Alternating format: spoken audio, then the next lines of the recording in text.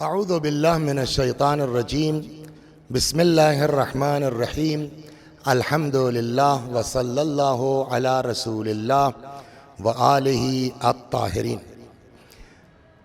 قال رسول اللہ صلی اللہ علیہ وآلہ وسلم علی خیر البشر من شک فیہ فقد کفر۔ علی سے بہتر کوئی انسان نہیں، جس نے علی کے بارے میں شک کیا وہ کافر ہے۔ پھر پیغمبر اکرم ہی صلی اللہ علیہ وآلہ وسلم سے روایت ہے، یا علی انت بمنزلۃ الکعبہ، علی تمہاری مثال کعبے کی سی ہے۔ شاید مطلب یہ ہو کہ جیسے کعبہ کسی کے پاس نہیں جاتا، جس کو غرض ہو وہ کعبے کے پاس آئے گا، علی تمہاری مثال کعبے کی سی ہے، جس کو غرض ہو وہ تمہارے پاس آئے گا، تم کسی کے پاس نہیں جاؤ گے۔ ایک اور روایت میں ہے کہ حب علی عبادہ و افضل العبادہ، علی کی محبت عبادت ہے، تمام عبادتوں میں افضل ہے۔ ذکر علی عبادہ و افضل العبادہ، علی کا ذکر عبادت ہے، تمام عبادتوں میں افضل ہے۔ النظر الی وجہ علی عبادہ و افضل العبادہ، علی کے چہرے کی طرف نگاہ کرنا عبادت ہے، تمام عبادتوں میں افضل ہے۔ ایک جگہ اور فرماتے ہیں، یا علی حبک ایمان و بغضک کفر و نفاق، علی تمہاری محبت ایمان ہے، تمہاری دشمنی کفر ہے، تمہاری دشمنی نفاق ہے۔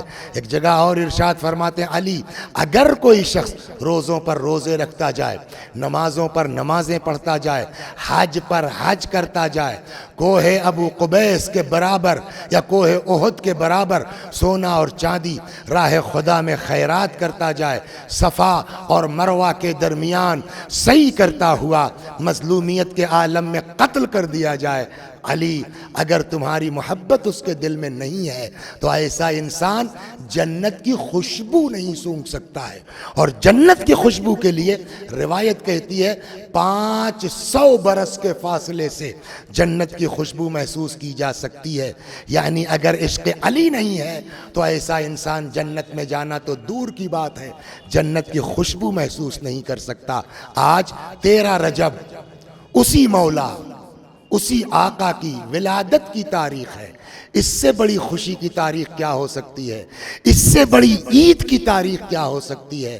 میں اپنی جانب سے، گراف ایجنسی کی جانب سے آپ تمام مومنین و مومنات کو 13 رجب روز ولادت امیر المؤمنین حضرت علی ابن ابی طالب علیہ السلام کی ولادت باسعادت کی دل کی گہرائیوں سے مبارکباد پیش کرتا ہوں، اس دعا کے ساتھ کہ اللہ ہم سب کو قیامت میں محبان علی کے طور پر محشور فرمائے انشاءاللہ۔